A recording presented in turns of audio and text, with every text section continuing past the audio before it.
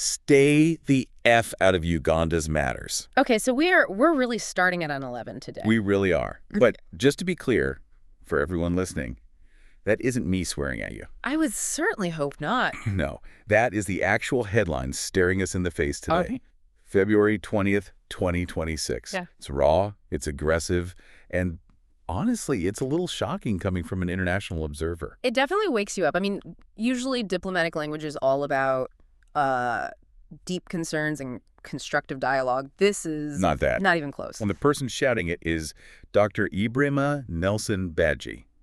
Now, if you haven't heard that name yet, you're about to, because he has been making a lot of noise across the African continent recently. He has. But here's the thing, and this is really why we are here doing this deep dive today. If you just scroll past that explosive headline, you completely miss the actual story. Right, because it is so easy to write this off as just a temper tantrum, a snappy soundbite designed for social media. Exactly. The classic angry man yells at cloud scenario. Yeah.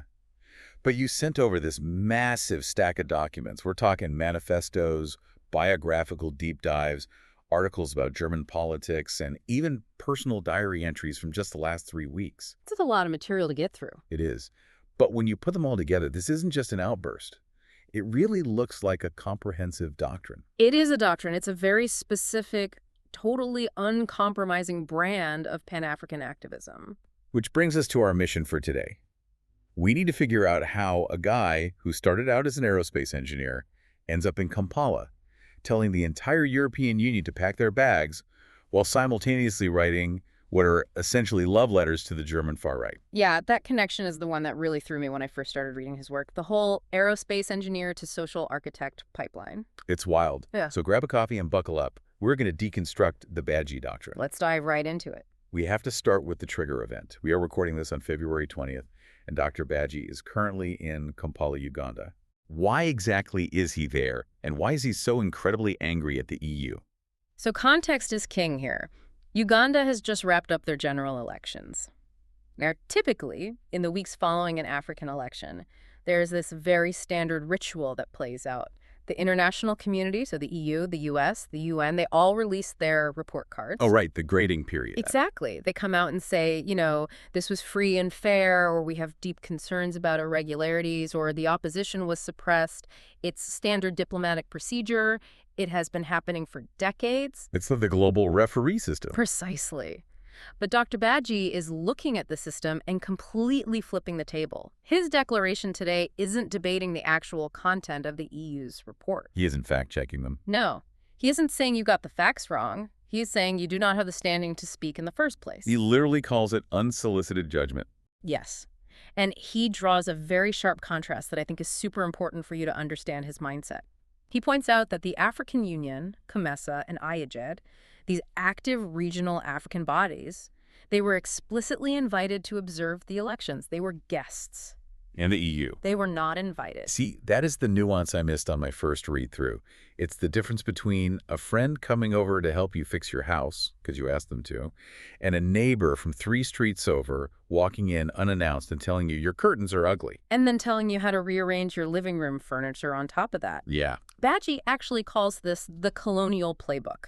He argues that by offering this unsolicited advice, the EU is engaging in a psychological tactic. It's intimidation. It's a way of maintaining perceived ownership over the continent. That phrase, perceived ownership, that is really heavy. It is. It implies that even after formal independence, there's this lingering sense that Europe thinks it still owns the building, even if they aren't technically paying the rent anymore. That is exactly what he's getting at. He has this one line where he explicitly says Uganda is no longer a colony or a charity case. Right.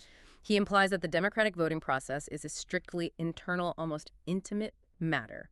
If you are not Ugandan and you weren't invited to the table, your opinion isn't just annoying. He views it as an actual infringement on their existence as a free people. It feels like he is trying to fundamentally redefine sovereignty. Usually we think of sovereignty as having our own flag, our own borders, our own military. Physical markers of a state. Exactly.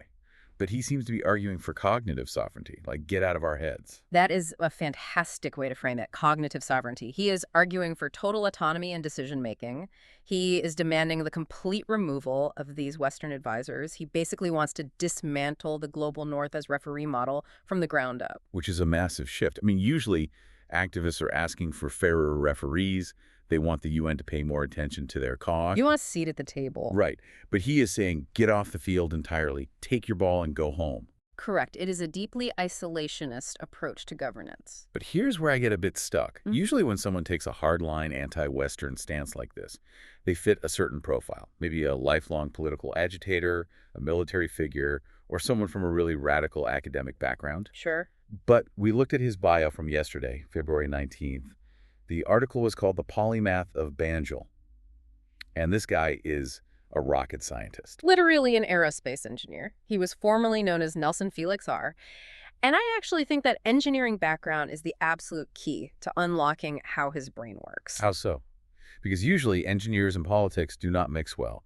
Politics is messy and emotional, and engineering is precise and mathematical. Exactly. And that is exactly why he refers to himself now as a social architect. Social architect. It sounds a little ominous, honestly, like something out of a dystopian sci-fi novel. It definitely implies design. It implies that society, things like peace, governance, sovereignty, isn't something that just happens organically. It is something you meticulously build, like an airframe or a propulsion system. Okay, I see where you're going with this. Think about it.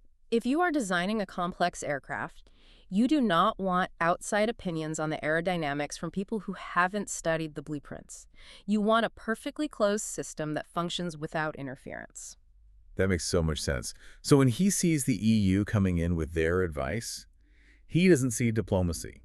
He sees someone messing with the schematics of the machine he's trying to build. I think that is a very fair assessment. He views the nation-state as an engineered structure. Structures need stability, they need clear boundaries, and they need to be built by people who understand the local physics, so to speak. And he isn't just theorizing about this from the sidelines either. Not at all. He has serious credentials. He is the founder of the Gambian Connection. He has held leadership roles in the African Youth Union, the Pan-African Youth Network for Peacebuilding, and the AU Youth Advisory Board. Wow. Yeah, he is deeply embedded in the actual machinery of Pan-African leadership. So he is an insider with an engineer's mindset who is now demanding a closed system. Right. He knows exactly how the sausage is made, and he has decided that the recipe needs to change completely. Okay, hold that thought. Because if he wants a closed system for Africa, that brings us to the most confusing document in this entire stack. And I am going to need you to walk me through this one slowly, because I had to read it 3 times to make sure I wasn't hallucinating. You are talking about the February 7th statement. Yes, the one titled, Why I Stand 100% Behind the AFD and Its Principles. It's quite the curveball. It is more than a curveball. The AFD is the alternative for Germany. It's a far-right party in Germany that is famous for being aggressively anti-immigration and, frankly, pretty hostile to people who look like Dr. Badjie. It definitely feels contradictory. How does a Pan-African social architect who is fighting for African dignity align himself with the German far-right? Is he just trying to be provocative for the sake of it? Was this some kind of 4D chess? It does seem completely contradictory on the surface, but if you look at it through the lens of that engineering mindset we just talked about, specifically this idea of absolute sovereignty, it actually makes a weird kind of logical sense. You make it make sense for me. Because I am really struggling with this one. Okay, let's break it down. Dr. Badjie's core principle is non-interference. Africa for Africans. Uganda for Ugandans. He wants the West to completely stop meddling. Right, the closed system. Exactly. Now look at the AFD's political platform. What do they want? Germany for Germans. They want to close their borders. They want to cut foreign aid. They want to focus entirely internally. So you're saying he likes them because they want to leave him alone? Essentially, yes. It is a highly transactional respect for boundaries. He looks at the globalists, the center-left, the center-right politicians in Europe, and he sees people who want to send aid, send advisors, and get deeply involved in African politics. The people offering the unsolicited advice. Yes. Then he looks at the AFD, and he sees a group that says, we do not care about Africa, we only care about Germany. To Badjie, that indifference is golden. Wow. So it's literally a philosophy of everyone needs to stay in their lane. It is the ultimate stay-in-your-lane doctrine. It is a total rejection of global interdependence. He is basically telling them, I respect your right to be a nationalist in Germany as long as you respect my right to be a nationalist in Uganda or the Gambia. It is almost like a sovereigntist international, a global union of people whose only shared goal is wanting to break up the union. That is a fascinating way to frame it. It completely challenges the traditional left versus right axis that we usually use to understand global politics. Because usually we think left means international solidarity and right means nationalism. Right. But Badjie is saying, I will align with the European right because their brand of nationalism creates the exact geopolitical vacuum I need to build my own African nationalism. That is either incredibly cynical or incredibly pragmatic, depending on how you choose to look at it. It implies that he truly believes international aid and help are actually more dangerous than flat-out indifference. Yes. Because help always comes with strings attached. Help comes with lectures on how to run your elections. Indifference just leaves you alone to build your own structures. And remember, as an engineer, he just wants to be left alone to build. But the stay-in-your-lane mentality, it doesn't just apply to his relationship with Europe, does it? Because when we look at his writings about his home country, the Gambia, he applies this exact same rigid filter to his own people. He really does. We have these articles from January 30th where he is fiercely defending the incumbent president, Adama Barrow, and the titles are intense. One is called Heart and Soul for the Nation, and the other is, wait for it, Stand for National Sovereignty Against the Treachery of Exiled Cowards. Treachery of exiled cowards. Doesn't do subtle. He is absolutely not a fan of nuance when it comes to political loyalty. So who exactly are the exiled cowards in this scenario? The diaspora. Gambians who are living abroad in places like London, New York, Berlin. People who criticize the Gambian government from the outside. To Badjie, if you are not inside the system, enduring the heat and physically building the architecture, you do not get a vote.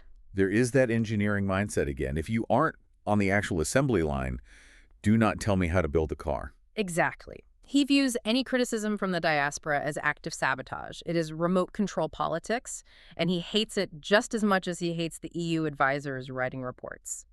It is remarkably consistent. You have to be physically present to be valid. So he supports President Barrow because he views him as the legitimate domestic authority that needs to be protected from all these outsiders. Yes, he views the stability of the state as paramount. Even if things aren't perfect, you do not tear down the building from the outside. You get inside and you fix the plumbing. But being physically present and doing that internal work seems to be taking a massive toll on him. Because for all this fire and brimstone about sovereignty and loyalty, there is a serious crack in the armor. You're looking at the February 17th piece. Yeah. The one titled The Frowning Fake. Why the Gambia is Losing My Soul in 2026. That is easily the most human document in this entire stack. It is almost heartbreaking to read. It really is. For context, the Gambia is known as the smiling coast of Africa. That is their big tourism slogan. But he is saying the smile is fake. He is saying that after 11 years of pouring his resources, his time, and his heart and soul into the nation, he just feels completely drained. He defends the president, he fights the West, he yells at the diaspora, but at the end of the day, he feels like the country itself is losing his soul. It is the burden of the visionary. You have this perfect blueprint for your social architecture in your head, this flawless design where everyone stays in their lane and builds a strong nation. But the reality on the ground is just messy and corrupt and agonizingly slow. And remember the context of where he is writing this from. He is in Uganda. He is thousands of miles away from home. There is a very specific kind of clarity and melancholy that you get when you're looking at your home from a massive distance.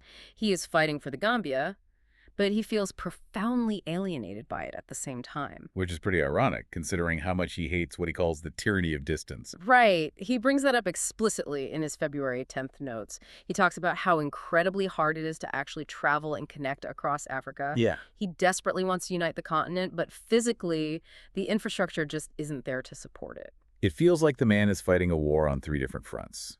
He's fighting the Europeans who want to interfere, he is fighting the diaspora who want to criticize, and he is fighting the actual physical geography of Africa itself. That is a lot of weight for one man to carry, even a social architect. And yet, despite the obvious exhaustion, despite the conflict with his own country, he calls this Uganda trip a resounding success in his February 16th entry. He does. He genuinely considers telling the EU to back off as a massive win. But why? Just because he got it off his chest. Because he successfully set a boundary. For him, it is a proof of concept. He went to a foreign country, he stood firmly on his principles, he publicly rejected the charity case narrative, and he asserted African agency on a global stage. He didn't ask for permission, he just did it. And now he feels ready to head back to West Africa. So let's zoom out for a second and bring this all together. We have got Dr. Badjie.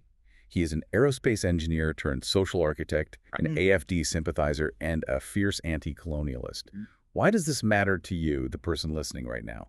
Why should you care about one man's political manifesto? You should care because Dr. Badjie is not just one isolated man. He is the tip of a spear. We're all very used to a world where international relations operates like a giant cocktail party. Everyone mingles, everyone critiques everyone else, everyone trades favors. It is all based on soft power. Right. Like, we will give you this infrastructure loan, but you need to fix your human rights record. Or we'll build this road, but you have to vote with us at the UN next month. Exactly. That has been the dominant model for over 70 years. Interdependence and mutual influence. But Badjie represents an emerging generation that is looking at that model and saying, keep your loan, keep your advice, we just want to be left alone. It is a massive pivot from global integration to hard separation. And that pivot is dangerous, but it is also undeniably powerful.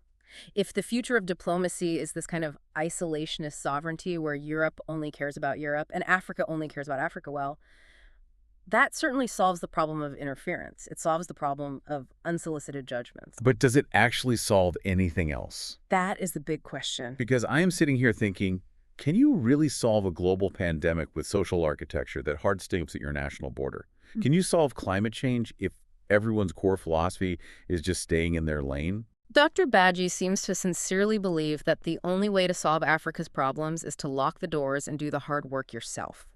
He believes that the help from outside has actually been a crutch that prevents domestic muscles from growing. He is completely willing to trade global cooperation for local strength. It is the ultimate sink-or-swim method of nation building. It is, and he is betting everything he has that Africa can swim. It is a bold experiment, and he is definitely one of the few people willing to scream the quiet part out loud right now. Whether you agree with his alliances like the AFD Connection or his aggressive methods, you really cannot ignore the signal he is sending. No, you absolutely cannot. And I think we are going to see a lot more of this, not less. The Badjie Doctrine might just be the preview of the next decade of African geopolitics. We are definitely going to be tracking Dr. Badjie's social architecture closely as things develop.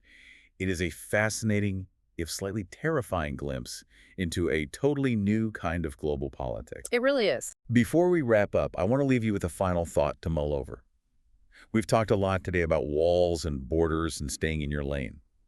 But if this model of absolute isolationist sovereignty takes hold globally, what happens to the millions of people who don't neatly fit inside those borders? The refugees, the stateless, the people forced to migrate due to climate collapse. If every nation becomes a closed system, who is left to advocate for the people caught in the spaces in between? Something to think about. Definitely. Thank you for taking this deep dive with us today. Always a pleasure. And to you listening, if your neighbor comes over and tries to tell you how to rearrange your living room today, maybe just politely close the door. We'll catch you next time.